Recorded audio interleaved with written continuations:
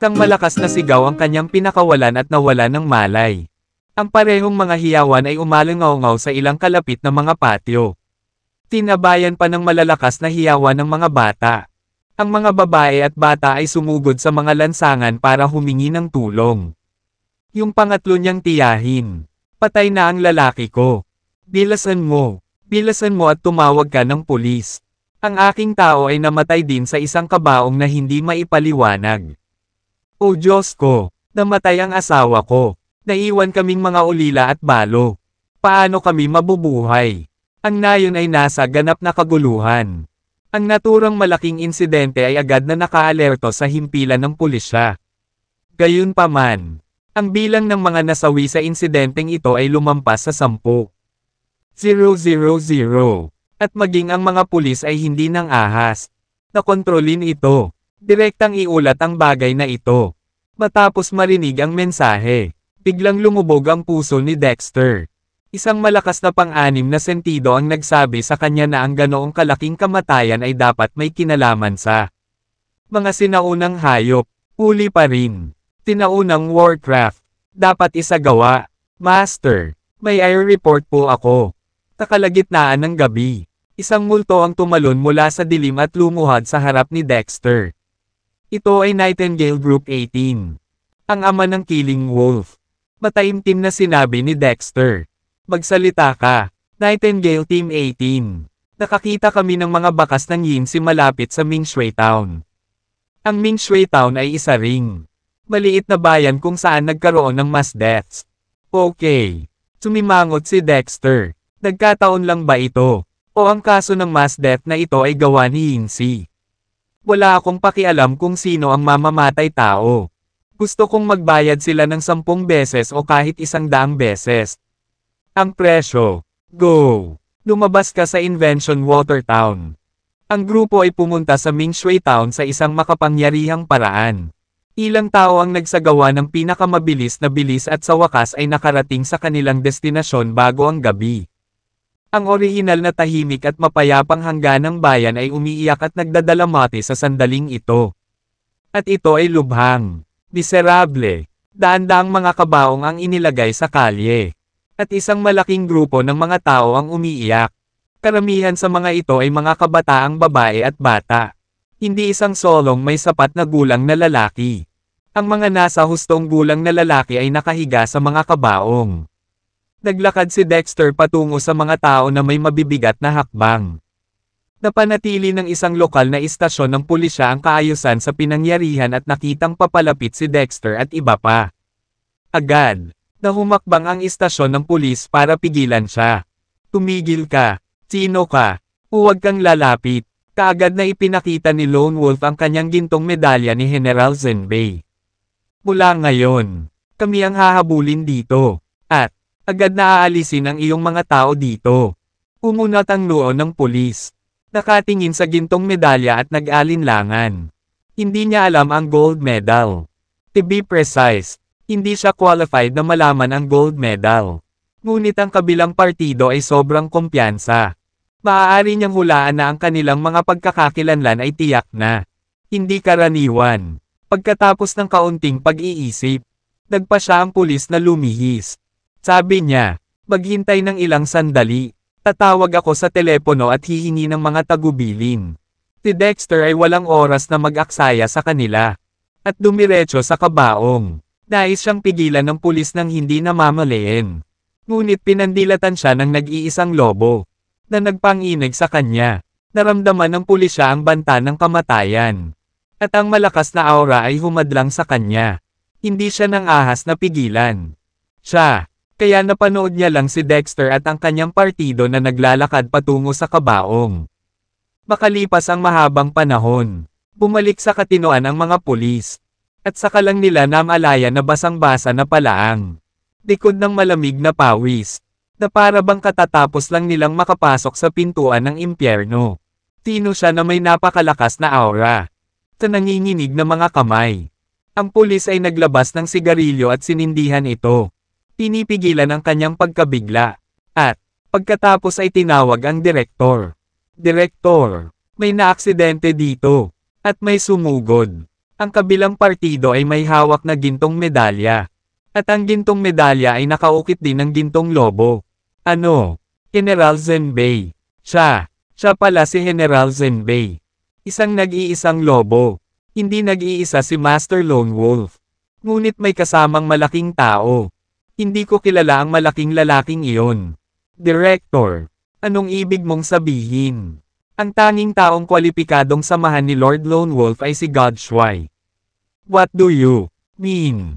God Shuai is here. Diyos ko. Ngayon lang ako nakipag-ugnayan sa Diyos Shuai.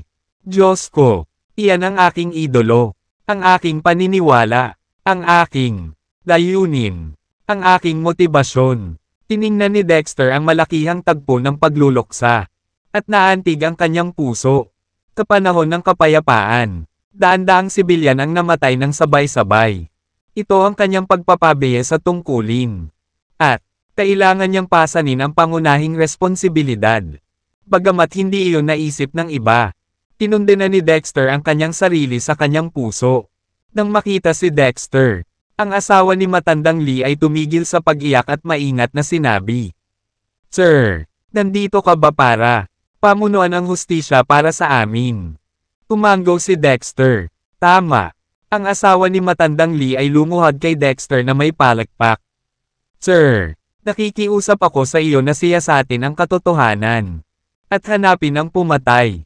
Hindi ko hahayaang mamatay ang matanda ko ng walang dahilan. Ang iba ay lumuhad din kay Dexter. Nakakabingi ang boses ni Dexter. Huwag kang mag-alala. Gaano man kalaki ang babayaran mo. Tiyak na iimbestigahan ko ang mga pasikot-sikot ng bagay na ito at bibigyan ka ng kasiyasang paliwanag. Ngayon, gusto kong buksan ang kabaong para sa autopsy. Mangyaring makipagtulungan sa akin. Mabilis na tumango ang lahat. Para sa ilang kadahilanan. Naramdaman nila ang katarungan mula kay Dexter. At nagtiwala sila sa kanya nang hindi sinasadya. Kaya handa silang makipagtulungan sa kanya ng walang kondisyon. Binuksan ni Dexter ang kabaong ni Old Man Lee. Tahimik na nakahiga ang matandang si Lee sa kabaong. Kulay ube ang kanyang kutis. Matigas ang kanyang katawan.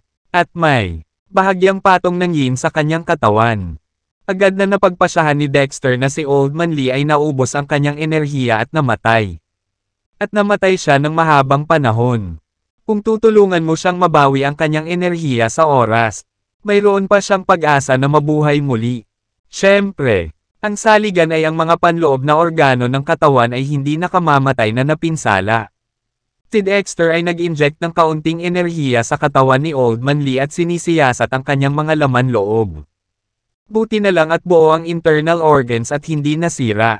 Gayunpaman, nakita niya ang isa pang kakaibang aura mula sa katawan ni Old Man Lee. Ang hininga na ito ay medyo pamilyar kay Dexter. Nang makatakas ang grupo ng mga sinaunang hayop mula sa Pluto Tower. Ang aura sa kanilang mga katawan ay halos kapareho. Nang sa Old Man Lee, tinawag itong magic ni Dexter. Tila may pagkakataon na naubos ng mga halimaw ang enerhiyang yang mula sa mga taong ito. Isa pa, aktibo rin si Yinsi dito. May kinalaman ba ito sa bagay na ito? Hindi kaya nakipagsabuhatan si Yinsi sa mga sinaunang halimaw. Kung iyon ang kaso, ang mga bagay ay nagiging mas nakakalito. Sa sandaling ito, maraming iniisip si Dexter. Tinuri niya ang ilang iba pang mga bangkay. At ang kanilang estado ng kamatayan ay halos kapareho ng sa Old Man Leo. Ikinaway ni Dexter ang kanyang mga kamay sa mga tao at sinabing, tumahimik kayong lahat, may ipapaliwanag ako sa inyo. Agad na tumahimik ang karamihan na humihikbi pa rin. Sinabi ni Dexter, ang mga taong ito ay mayroon pa ring kaligtasan at pag-asa na mabuhay. Huwag ka nang malungkot. Ano? Nagulat ang lahat at hindi makapaniwalang tumingin kay Dexter. Paano sila maniniwala na ang mga patay ay maaaring mabuhay muli? Sinabi ni Dexter, hindi ka naniniwala. Mapapatunayan ko ito sa iyo. Pagkatapos magsalita, nag-inject si Dexter ng bakas ng espiritual na enerhiya sa katawan ni Old Man Lee. Mula sa isang tiyak na punto ng view, ang Reiki ay talagang ang Yang Chi pagkatapos ng walang katapusang paglilinis. Ang mga benepisyo ng Reiki sa katawan ng tao ay mas mahusay kaysa kay Yang. Habang ang espiritual na enerhiya ay naturok sa katawan ni Old Man Lee. Unti-unting bumabawi ang paggana ng katawan ni Old Man Lee. Muling lumitaw ang kulay ng kanyang mukha. At ang kanyang naninigas na paa ay lumambot. Pagkaraan ng ilang sandali, dahan-dahang iminulat ni Matandang Lee ang kanyang mga mata at biglang umupo. Hindi. Huwag kang pumunta. Huminto. Huwag. Ano? Nataranta ang mga tao. Naghiyawan sa gulo. At mabilis na napaatras. Ang una nilang reaksyon, syempre, ay linlangan ang bangkay. Tanging ang asawa ni Matandang Lee ay humawak sa kamay ni Matandang Lee at naramdaman ang kanyang pulso. May heartbeat, matanda, buhay ka talaga. Diyos ko, mga immortal, nakilala namin ang mga immortal. Matandang Lee, yumuko ka sa matandang immortal. Iniligtas ng lumang immortal ang iyong buhay. Pagkasabi niyan, hinayla ni Old Man Lee si Old Man Lee at yumuko kay Dexter. Tapuso ng mga ordinaryong taong ito. Hindi ba isang buhay na Diyos ang ibalik ang mga tao mula sa mga patay? Unti-unting kumalma ang mga taga-nayon matapos marinig ang sinabi ni Mrs. Lee. May maingat na humakbang at hinawakan ang pulso ni Matandang Lee. Tapos, tuwang-tuwa siyang lumuhod. Buhay talaga ang Matandang Lee. Buhay na diwata talaga. Buhay na diwata. Lumuhod ako para sa iyo. Nakikiusap ako na iligtas mo ang aking lalaki. Tayong mga ulilat balo ay hindi. Mabubuhay kung wala siya. Buho. Ang ibang mga taga-nayon ay lumuhod din kay Dexter. Nakikiusap kay Dexter na iligtas ang kanilang pamilya. Huminga ng malalim si Dexter at nagsabi, lahat, tumahimik at makinig sa akin. Kailangan kong iligtas ang mga tao. At tiyak na dadalhin ko ang mamamatay tao sa hustisya. As long as you trust me and cooperate with me, I will really give you a perfect explanation. Agad namang tumango ang lahat. Okay. Talagang makikipagtulungan kami sa iyo. Tinanong ni Dexter si Old Man Lee. Older Man Lee, sabihin mo sa akin kung ano ang nangyari kagabi. Naalala ni Matandang Lee, kagabi, nang mahimbing akong natutulog. Bigla akong nagising sa tunog ng plauta. Ang plote na ito ay may kakaibang kapangyarihan. Nakakaakit sa akin at pinasunod ako dito. Sa oras na iyon, ako ay nalilito at halos hindi makatwiran. Kaya sumunod ako sa plota at umalis. Paglabas ko sa aking pintuan, nakita ko ang ibang mga tao na halos kapareho ko. Sa oras na iyon, napagtanto ko na may mali. As a result, just as I was about to resist, biglang lumakas ang tunog ng flute. Just as I was about to wake up, I instantly fell into confusion again. At pagkatapos, malabo kong natatandaan na nakakita ako ng isang lalaking tumutugtog ng plota. Ang kabilang partido ay nakasuot ng puti, at hindi niya alam ang tungkol sa iba. Imulat mo ulit ang mata mo. Ngayon na, curious na tanong ni Dexter. Kakasabi mo lang. Yung mga taong nakasuot ng puting damit. Tinadya niyang seryosohin ang salitang, mga tao. Tumango ang matandang si Lee at sinabing, yung lalaking nakaputing damit, anong problema? Ito ay kakaiba. Malinaw na hinigop ng mga sinaunang halimaw ang enerhiyang yang mula sa mga taong tulad ni Old Man Lee. Kaya bakit muling lumitaw ang mga tao? Baka si Incy. Nag-isip si Dexter. Well, I see. Ngayon lahat ay sumusunod sa aking utos. Umuwi ka muna, at iwanan ang lahat ng kabaong. No accident, bago bukas ng umaga, mabubuhay muli ang mga kamag-anak mo. Mabuti naman. Agad namang pumayag ang lahat at bumalik sa kani-kanilang mga tahanan. Tinitik ni Dexter ang kanyang mga daliri. Team Nightingale. Magpakita. Isang itim na anino ang agad na lumabas mula sa mga anino sa malapit. Lumuhod sa harap ni Dexter. Nightingale Group 09. Magbigay-pugay sa Master. Dexter. Hiniling ko sa iyo na mangolekta ng impormasyon tungkol sa Yin Division noon.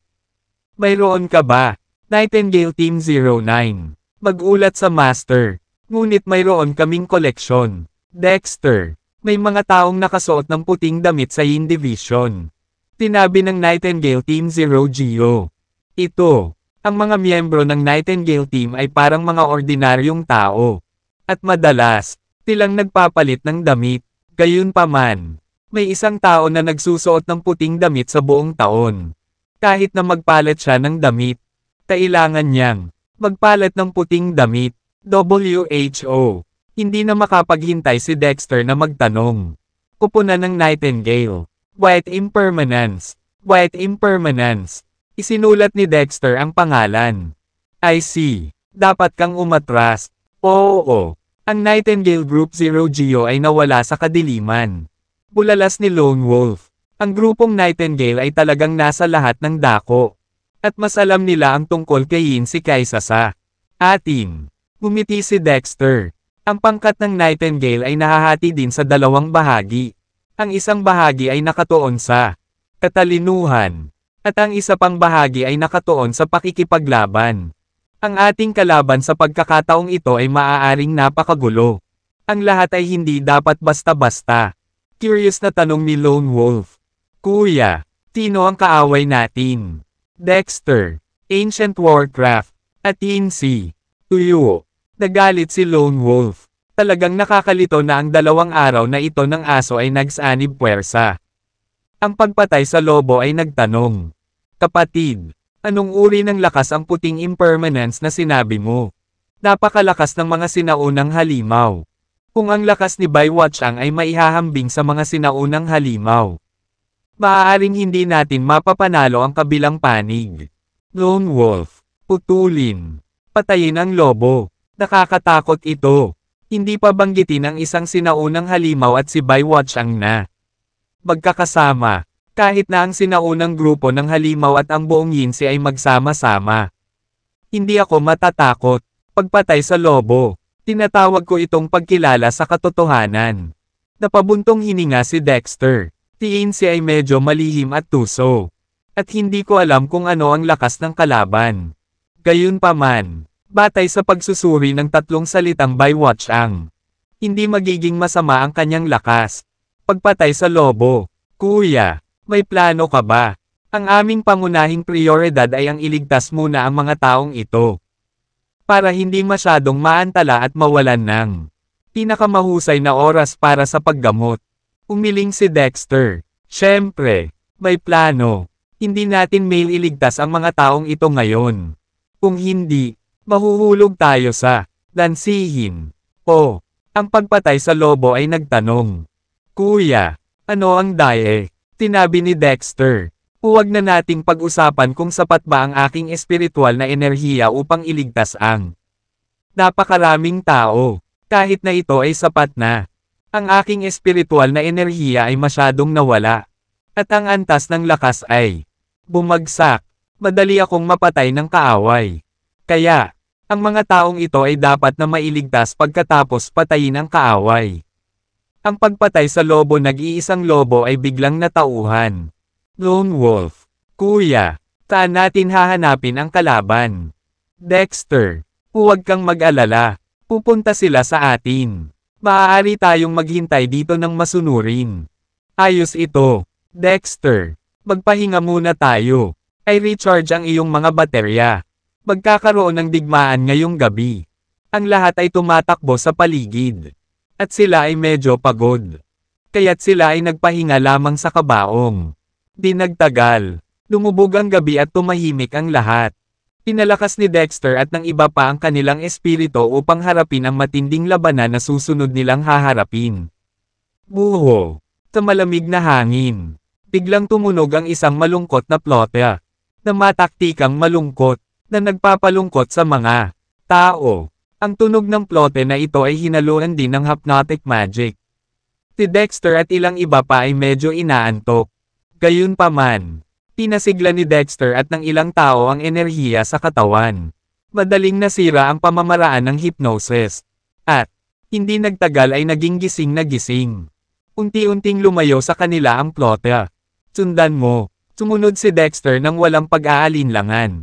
Nang malapit na ako, nalaman kong ito ay isang lalaking nakasombrerong dayami at kasuotan ng magsasaka na tumutugtog ng plote. Napakabagal ng kanyang bilis. Napakabagal na pakiramdam ng isang nag-iisang lobo na madali niyang maabutin ang isa't isa. Kapag gamulong siya sa lupa, tinulyapan ni Lone Wolf si Dexter at tinanong siya kung gusto niya itong patayin. Mabilis na umiling si Dexter. Hindi. Gusto niyang pangunahan tayo upang makita ang tunay na mamamatay tao sa likod ng mga eksena. Medyo hamak lang siya. Okay. Pagkatapos ng mahabang pagsubaybay, dumating sila sa nasirang templo sa tigang na bundok, na kumpleto ng taong may straw hat ang gawain. Itinapon ang plota at tumalikod upang makatakas. Gayunpaman, hindi pinayagan ni Dexter ang sino man sa mga miyembro ng Yinsi na umalis.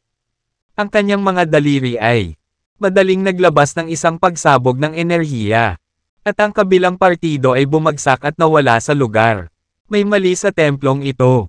Si Lone Wolf ay maingat na tumingin sa templo. May napakakomplikadong kapaligiran sa templong ito, tulad ng Yin Chi. At katulad din ng Demon Chi. Dexter. Ito ay pinaghalong Yin Chi at Demonyong Chi. Parehong Yinsi at ang mga sinaunang halimaw ay dating nanirahan sa templong ito. Oh shit!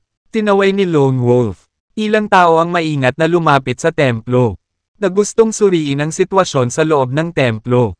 Ang hindi nila alam ay dahan-daang lumitaw ang isang napakalaking, nakakatakot na figure sa langit sa likuran nila.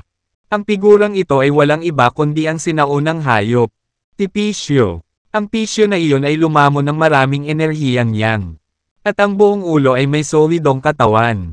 At ang lakas nito ay mas malakas. Ang malaking ulo nito ay sumisipsip ng husto kay Dexter. Sinusubukang higup ang kanilang enerhiyang yang. Ngunit hindi naisip na si Dexter at ang iba pa ay agad na tumalikod. At nilock ang kanilang sariling enerhiya sa Chi-Jin. Bumantong hininga si Piscio. Tumawa si Piscio sa halip na magalit.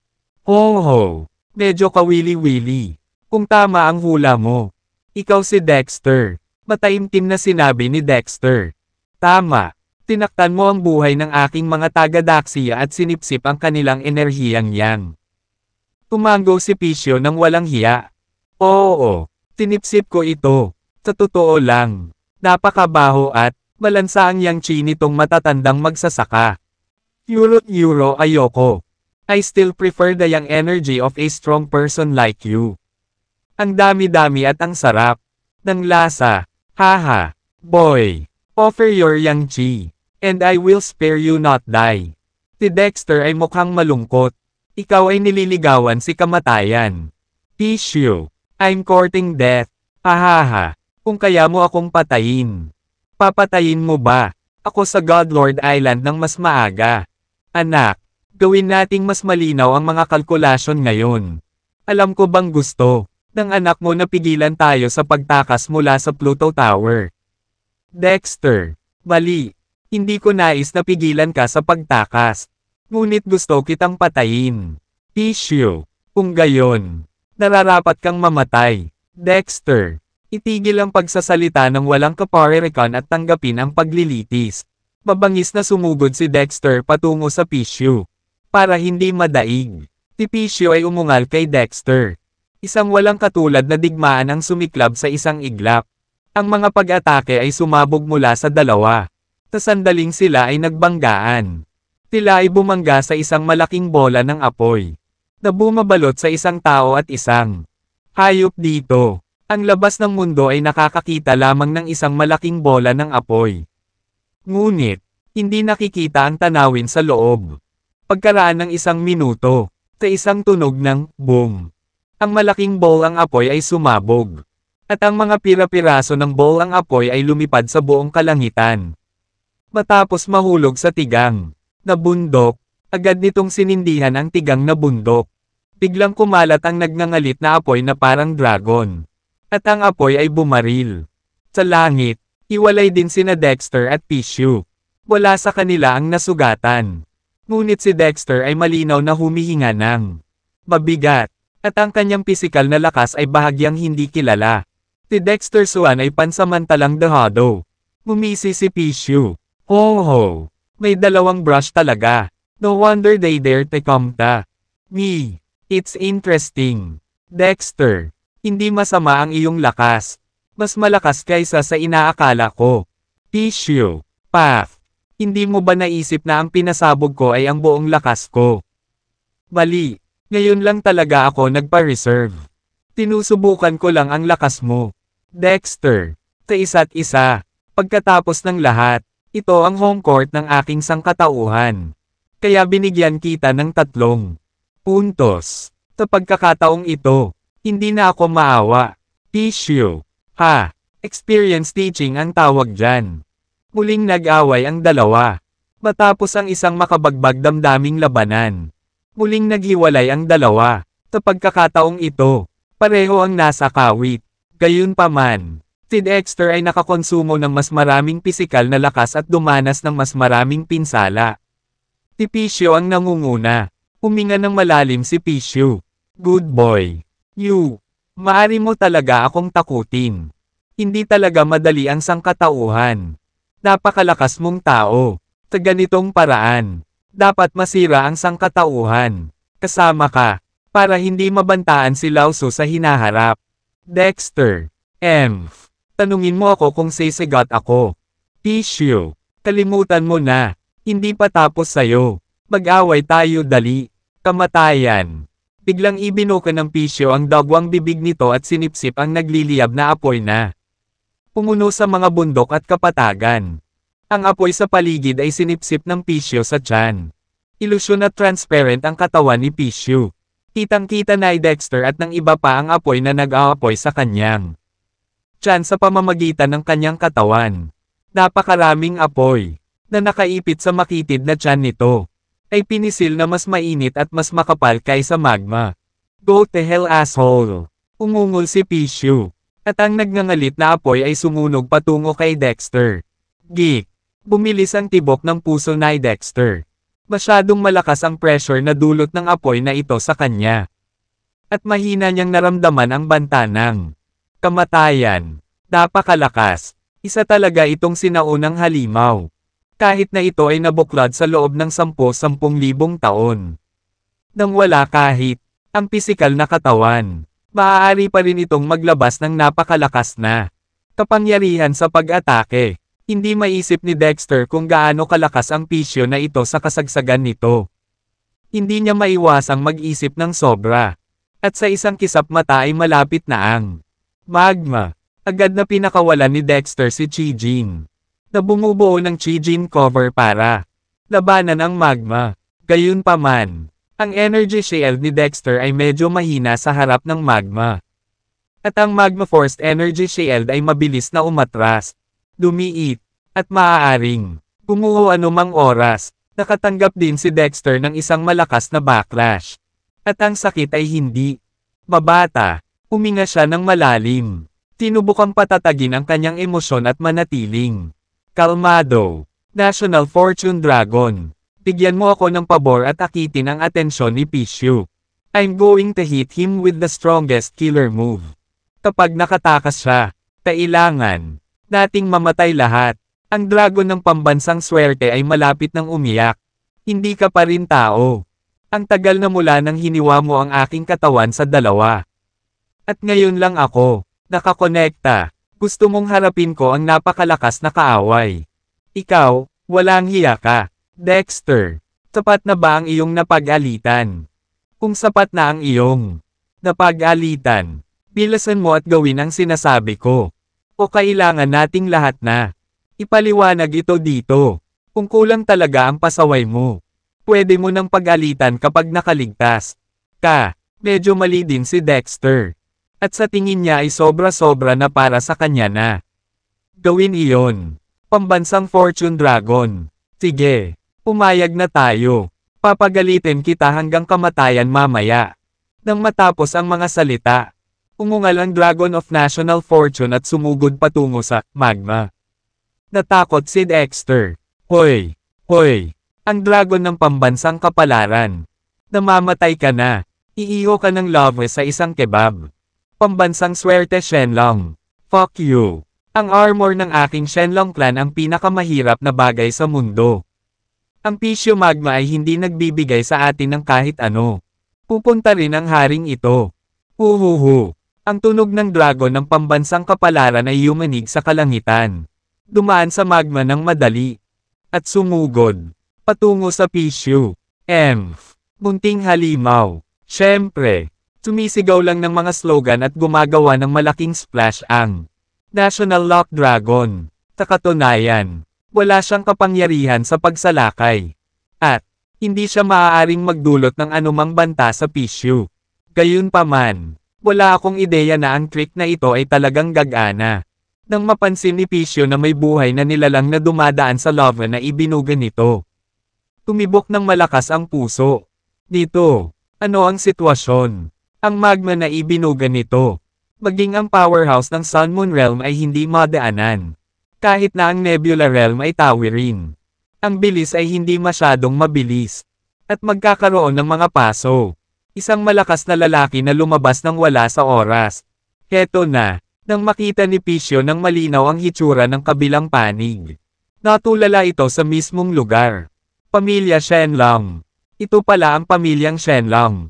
Diyos ko, bakit lumitaw ang pamilya Shenlong sa lugar na ito ng mga multo?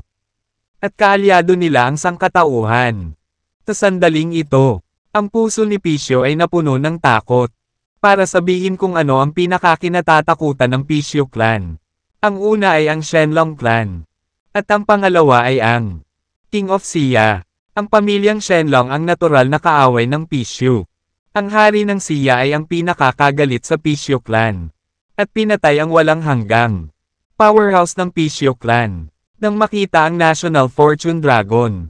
Ang unang reaksyon ni Pishu ay tumakas.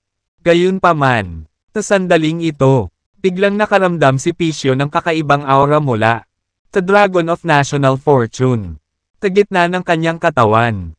Ang kanyang espiritual na enerhiya ay patuloy na tumatagas. Paanong napakahina ng marangal na pamilyang Shenlong na hindi man lang nila masiliwhan ang espiritual na enerhiya sa kanilang mga katawan. Pagkatapos ng maingat na pagmamasid, nagulat siya nang makitang may malaking teklat sa gitna ng katawan ni Shenlong. Halatang basag-basag ang katawan niya. Noon. At sa pagiging bago ng sugat ay halatang matagal na itong nabasag. Napakahina ng chi nito. At bagamat sinusubukan nitong panatilihin ang momentum. Dito, kalahati. Ito ang limitasyon nito. Ito ay isang dragon na lubhang napinsala. Agad na nagtapos si Pishu. Hindi ko kailangang matakot dito. Kasabay nito, nakipag-usap din si Dexter kay Godbone. Godbone, tulungan mo ako. Gusto kong i-activate ang Shawang Knife.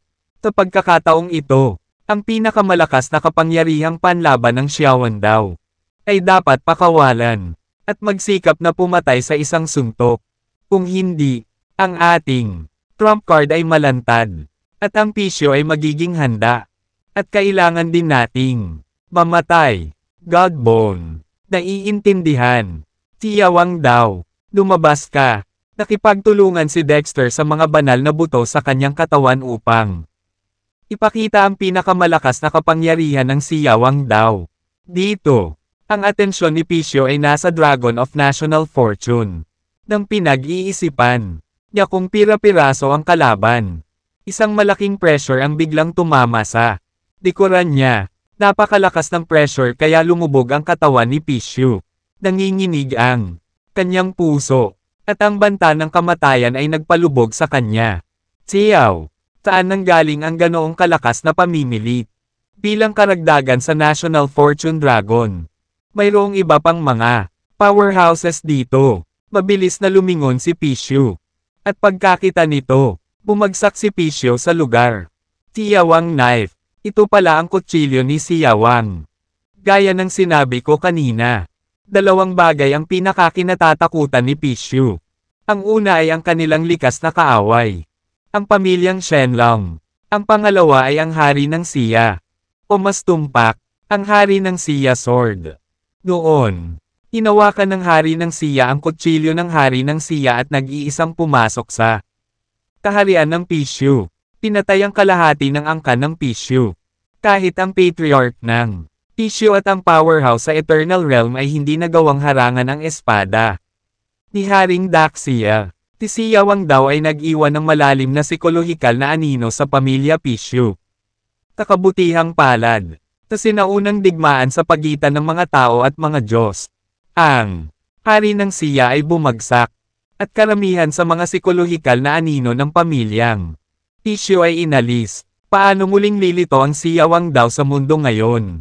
Sa ilalim ng pagsupil ng Siyawang daw.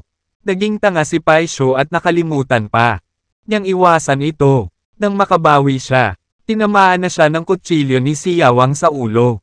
Nakakaligtaan nito ang pinakamagandang oras para makatakas. Puff! Walang gumagalaw na nakakabasag ng lupa. Ngunit pagkatapos ng bahagyang tunog, ang Pishu ay tinadtad sa kalahati. Ang lakas ng buhay nito ay nawawala sa isang iglap. Tawag. Nakahinga ng maluwag si Dexter. Ngunit mayroon pa ring matagal na takot. Sa pagkakataong ito, nagawa kong patayin si Pishu. Higit sa lahat dahil sa swerte. Kung hindi dahil sa National Fortune Dragon at Siyawang daw na nagkataong mga bagay na pinakakinatatakutan ni Pai. Yaw! Baka sila ang namatay ngayon. Sumakit ang ulo ni Dexter. Pagpugot pa lang ng isang ordinaryong sinaunang hayop. Halos mamatay na sila. Paano haharapin ang daan-daan o kahit libo-libong Warcraft sa susunod? Kabilang sa mga ito, tiyak na mayroong ilang mga sinaunang hayop na ang lakas ay higit sa Pishu na ito. Malayo pa ang mararating. Lakas naman kasi ang dahilan kung bakit mahina ang lakas niya. Kung maabot mo ang Eternal Realm, ilang sinaunang Warcraft ang kailangan mo pa. Ding makatiyak, lihim na nangako si Dexter na dapat niyang pagbutihin ang kanyang lakas sa lalong madaling panahon. Ang katawan ni Pishu ay napalitan ng Yang Chi, Magic Chi, at ang mahinang aura na inilabas ng Spirit Peel. Ang sugatan at mahinang dragon ng pambansang kapalaran ay sumugod. Nilamon ng mahinang espiritual na enerhiya. At pinunasan ng mga sugat sa kanyang katawan. Tinipsip din ni Dexter ang demonyong enerhiya ni Pishu. Si Shenlong ng pambansang swerte ay medyo naguguluhan. Bakit mo sinisipsip ang malademonyong chi na ito? Hindi. Ka natatakot na ang malademonyong chi na ito ay makakasira sa iyong katawan. Dexter. Huwag kang matakot. Gusto ko lang ng erosive effect ng demonic energy. I want them to erode my dragon veins at palakasin ang dragon veins ko. Pambansang Fortune Dragon. Okay. Ngunit napakabagal mo pa ring hubugin ang mga ugat ng dragon. Sa bilis mo. Hindi ko alam kung kaya ng Year of the Monkey, the Horse and the Moon. Ang isang mature na ugat ng dragon. Medyo walang magawa si Dexter. Oo. Tama ang sinabi ng Dragon King. Masyadong mabagal ang kanyang bilis. Sa sandaling ito, biglang napansin ni Dexter ang isang nakamamatay na aura na dumaan sa kanyang tagiliran at mabilis na sumugod patungo sa nag-iisang lobo. Ay, delikado. Ang atensyon ni Dexter ay agad na naakit ng Lone Wolf. At kasabay nito ay naglabas siya ng isang pagsabog ng enerhiya upang protektahan ang Lone Wolf. Puff! Isang Yin-Chi flying sword ang tumama sa katawan ng nag-iisang lobo. Ngunit sa kabutihang palad ay napatalsik ito ng Chi energy ni Dexter sa takdang panahon. Kasabay nito, isang marahas na Yin-Chi ang kumilos sa elixir ni Pishu. Nahinayla palayo. Ang elixir ni Pishu. May nagnanakaw ng elixir. Agad siyang hinabol ni Dexter. Bilang isang resulta, pagkatapos lamang gumawa ng isang hakbang. Isa pang pagpatay na layunin ang lumapit sa nag-iisang lobo. Mahalaga ba ang elixir o ang nag-iisang lobo? Ang sagot ay halata. Kinailangan ni Dexter na isuko ang elixir at lumiko para protektahan ang nag-iisang lobo. Tinulungan ni Dexter si Lone Wolf na harangin ang isang pagpatay na pagtatangka. At hanggang ngayon hindi pa nagre-react si Lone Wolf. Hindi ko alam na dalawang buhay at kamatayan ang naranasan niya sa isang iglap lang. Nang pumunta si Dexter para subaybayan ang magnanakaw ng elixir. Nawala na ang kabilang partido. Kaya lang sumuko si Dexter. Medyo natigilan ang Dragon of National Fortune. Tsiyaw! Ano yan kanina lang? Sobrang bilis ng bilis. Judging by speed alone. Ang lakas ng lalaking iyon ay hindi bababa sa Sun Moon Realm. Dexter! Nakita ko na ang kabilang partido ay nakasuot ng puti at naglabas ng yin energy mula sa kanyang katawan. Walang aksidente. Dapat ay si Baywatch ang mula sa Yin Division. Ni-record ko na ang hininga niya. Mapapawi si Baywatch ang. Muling bumagsak ang mga mata ni Dexter sa tiwangwang na templo. Ang tiwangwang na templong ito ay malamang na isang maliit na tanggulan ng Yinsi. Maingat na pumasok si Dexter. Nabulok, napuno ng mabangong amoy na nakakadiri. Maingat itong naramdaman ni Dexter. At hindi nagtagal ay nakaramdam ng kakaibang pakiramdam. Sa gitna ng templo, ang espasyo ay lubhang marahas na nagbabago. At tila may magkatulad na espasyo na nakatago sa loob nito. Sa parallel space, maaaring may yin siren o ilang mga lihim na nakatago. Sa pag-iisip nito, naglaslas si Dexter gamit ang kutsilyo ni King Sia. Umalakpak. Ang spatial fluctuation ay nahati ng siyawang daw ni Dexter. At sa likod ng bitek ay itim na itim. Ngunit ang isang pares ng pulang mata ay malabong makitang nakatingin sa kanya. Anong klaseng mata yan? Bakit nakakatakot? Kahit si Dexter ay tumingin at nakaramdam ng takot. Gamulong. Ang matingkad na pulang mata na iyon ay tila nakakapagsalita. At isang nakakabinging boses ang sumabog sa isip ni Dexter. Pagkatapos, isang malaking puwersa ang kumalat mula rito. At si Dexter ay natangay. Sa harap ng malakas na puwersang iyon. Walang kapangyarihang lumaban si Dexter. Sa sandaling iyon, naramdaman ni Dexter na parang isang maliit na langgam na inaatake ng isang elepante. Ang katawan ni Dexter ay bumagsak sa dingding ng templo. Lumipad ng pabaligtad sa loob ng 12-dosenang metro. At sa wakas ay naimbed sa isang bato bago sumuko. At ang buong bundok ay nanginig ng husto. Kung hindi dahil si Dexter ay isang malakas na tao sa araw at buwan realm. At ang kanyang katawan ay sapat na malakas. Siya ay naging maputik na laman ngayon. Si Dexter ay nababalot ng takot. At isang nakakatakot at matapang na ideya ang unti-unting umusbong sa kanyang puso. Ang may-ari ng mga pulang mata na iyon ay malamang na isang powerhouse sa Eternal Realm. Ang Yin Division ay maaaring may suporta ng Eternal Realm Powerhouse. Nadama na ni Dexter na ang pag-asang mapuksa si Yinsi ay mas mahirap. Pangalawang Olympic. Pinatay ng nag-iisang lobo ang lobo at naghintay na makita si Dexter na inaatake sa paraang nagalit siya. Ang hindi katanggap-tanggap para sa kanila ay ang kanilang kapatid ay binubuli. Hindi nila namamalayan na sumugod sa templo. Nais na mapahamak kasama ang mga kaaway sa loob. Tiniis na ni Dexter ang sakit sa buong katawan at paulit-ulit na umuungal. Tumigil ka para sa akin. Umalis ka dito. Ang lone wolf ay hindi nakipagkasundo. Ngunit kapatid, Dexter, ito ay isang utos. Tulungan mo akong umalis kaagad dito. Si lone wolf ay tumingin sa templo nang hindi sinasadya. At pagkatapos ay mabilis na umalis kasama si Dexter. Nang siya ay nasa malayo. Maingat na sinabi ni lone wolf. Kapatid, na nasa templong iyon. Paanong mas mataas ang kanyang lakas kaysa sa iyo? And looking at your expression. Parang naiinggit ka sa kabilang party. Mataimtim na sinabi ni Dexter. Huwag kang magsalita. Tumakas. Nararamdaman ko ito. Ang nakamamatay na aura ng kabilang partido ay bumabalot pa rin sa atin. Mukhang wala siyang balak na pakawalan tayo. Lone wolf. Ano ang dapat ikatakot? Malaking bagay ang mamatay kasama ang kabilang partido. Taway ni Dexter. Sa tingin mo ba ang isang maliit na langgam ay maaaring mamatay kasama ng isang elepante? Ang mga salita ni Dexter ay nagdulot ng bagyo sa puso ni Lone Wolf at ng iba pa. Mga munting langgam. Walang duda na sila iyon. Sila na ang nangungunang mga powerhouse sa sangkatauhan. Ngunit ang mahiwagang powerhouse sa templo ay libo-libong beses na mas malakas kaysa sa kanila. Hindi. Si Dexter ba ay masyadong nagpapawalang bisa sa sarili? O ang kabilang partido ba ay talagang napakalakas? Mayroon bang ganoong kalakas na tao sa mundo? Ngunit ngayon ay walang oras upang isipin ang tungkol sa mga ito. Ang pinakakagyat na gawain ay upang makatakas sa lalong madaling panahon.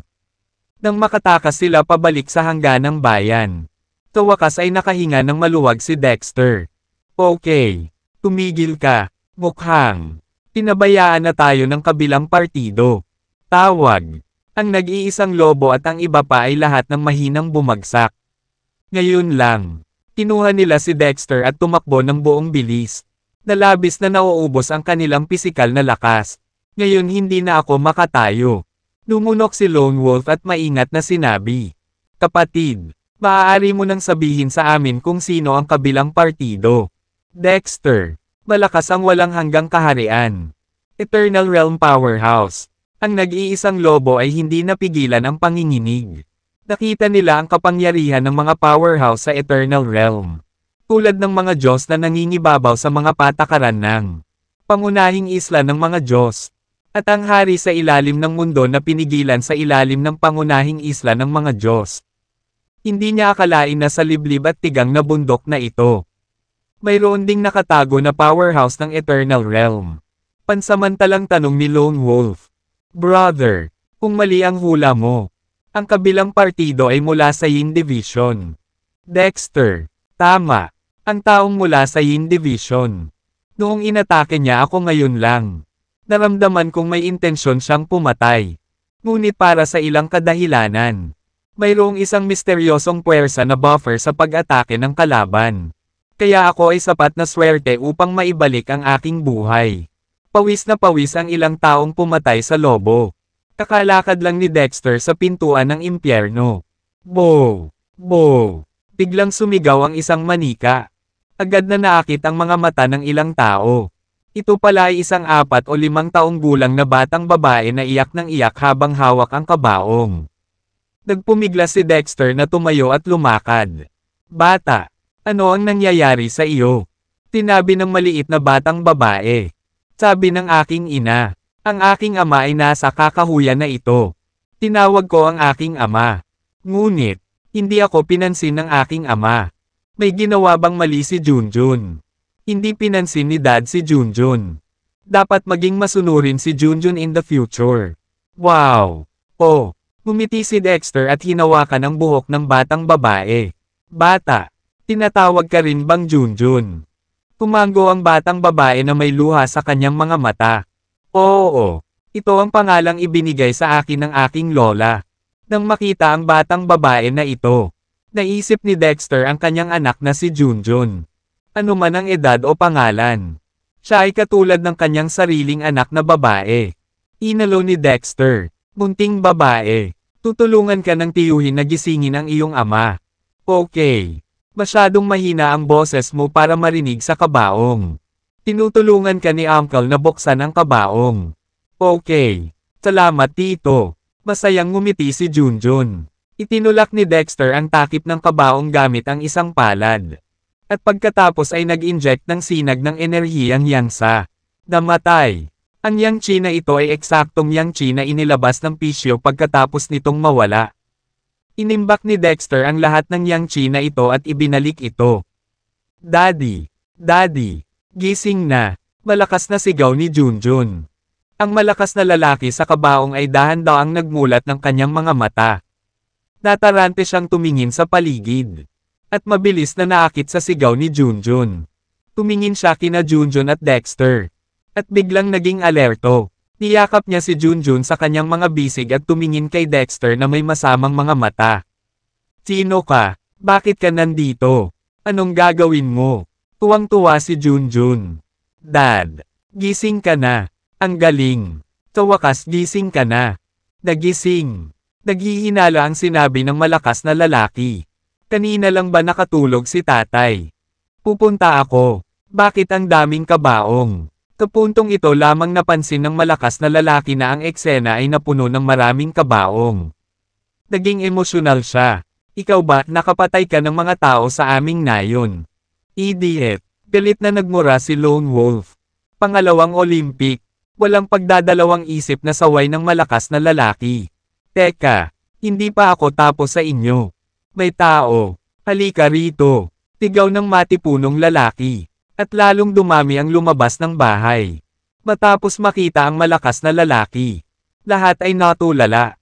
Ang karamihan ay bumulong sa kanilang sarili. Buhay. Talagang buhay. Isa pa ang nabuhay. Ang isa ay binuhay ng isang buhay na diwata. Mabilis na yumuko sa lumang immortal. At hilingin sa lumang immortal na iligtas ang kanyang buhay. Ang mga taga-nayon ay lumuhad sa isa't isa ng walang pag-aalinlangan. Natigilan ang malakas na lalaki. Pagkabuhay na mag-uli. Anong muling pagkabuhay? Tila ay mga mamamatay tao. Ang asawa ng malakas na lalaki ay lumabas mula sa karamihan. Nagmamadaling umakyat at walang pag-aalinlangan na sinampal. Ang malakas na lalaki. Manahimik ka, bastard. Humingi ng tawad sa matandang diwata.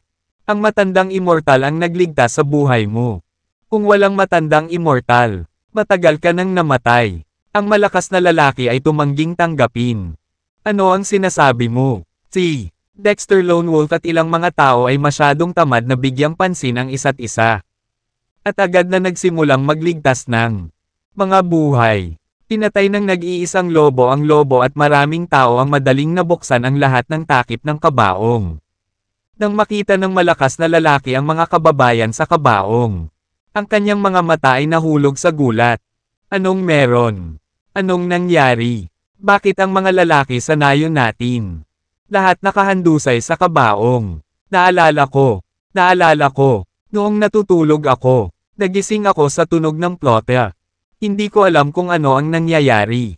Kaya, gusto kong habulin ang tunog ng plotter. Paglabas ko pa lang ng bahay, nakita ko lahat ng lalaki sa nayon na naglalakad sa kalye. Patay na silang lahat. Paano sila namatay? Malakas na sinampal ng asawa ng malakas na lalaki ang malakas na lalaki at sinabing, manahimik ka nga sa akin. Huwag mong ipagpaliban ang matandang diwata para iligtas ang mga tao. Mabilis kang lumuhad at humingi ng tawad sa matandang diwata. Ang malakas na tao ay hindi pa rin naniniwala na may iligtas ni Dexter ang buhay ng mga taga-nayon. Itinurok ni Dexter ang lahat ng yang chi sa mga taga-nayon. Siyempre, ang enerhiyang yang ay bahagyang natutunaw ng pisyo. At hindi ito sapat para ipamahagi sa napakaraming tao. Dagdagdag din si Dexter ng ilang espiritual na enerhiya. Makalipas ang 5 minuto Euro-broken bar. Sa ilalim ng mapagmatsyag na mga mata ng publiko. Ang lalaking taga-nayon na nakahiga sa kabaong na walang buhay, ay unti-unting huminga. Bumilis ang tibok ng puso. Iminulat ang kanyang mga mata, at kalahating umupo. For a time. Umiiyak at sumisigaw ng excited ang eksena. Napatulala ang malakas na lalaki. At hindi siya nagdalawang isip na lumuhad kay Dexter. Gayunpaman, tumalon si Dexter at nawala sa paningin ng lahat. Ang buong baryo ay sama-samang lumuhod. Natukoy na nila na si Dexter at ang kanyang partido ay mga buhay na Diyos. Kahit na matapos ang insidente, nagsama-sama rin ang mga taga-nayon upang makalakam ng pondo para makapagpatayo ng tebulto para kay Dexter at sa ilan pang iba. Kasabay nito, ang mga tigang na bundok at mga templo ay nawasak. Hindi nagtagal pagkatapos umalis si Dexter at ang iba pa. Ang espasyo sa itaas ng sirang templo ay biglang nag-iba-iba ng marahas. Pagkatapos, nabuo ang isang space passage. At 2 figure ang lumabas sa space passage at naghang sa hangin. Nakatingin sa sirang templo, pareho silang nakasuot ng mga sinaunang kasuotan. May kulay abo na balbas at kulay abo na buhok. At para silang mga matandang Diyos. Kahit na sinubukan nilang dalawa na pigilan ang kanilang hininga. Ang hininga na hindi sinasadyang inilabas sa kanilang mga katawan ay yumuyugyug pa rin sa buong kagubatan ng bundok. At ang mga hayop sa kagubatan ng bundok ay nanginginig at hindi nang ahas na kumilos. Ang 2 matandang Diyos ay tumingin sa nasirang templo ng may pagkapuot. Yewang, napakalayo mo na. You violated the treaty between us. Guilty ka ba? Isang paos at madilim na boses ang nagmula sa sirang templo. Hindi kita parurusahan. Bastard!